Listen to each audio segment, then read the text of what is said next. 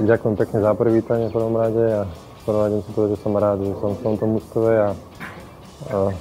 viem, že je to mužstvo ambiciozne a že sa chce posúvať vyššie k tabulke a verím, že v tom pomôžem. Tak dlho som netrenoval s mužstvom a nehral som zápasy, ale si myslím, že tie prvé tréningy naznačili to, že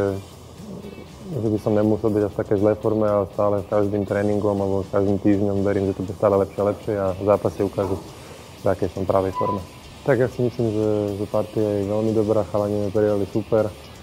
Za čo som im vďačný a tréningové podmienky alebo podmienky na futbal si myslím, že sú na vysokej úrovni oproti tam, kde som bol naposledy, čiže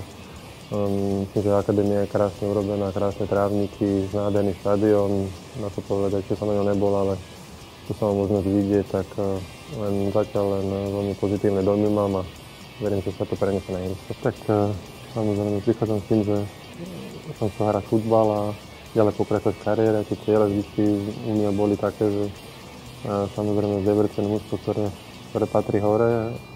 je vyššie tam, kde je momentálne a s tými cieľami som došiel, samozrejme chcem pomôcť hlavne určite od útočníkov sa očakávajú góly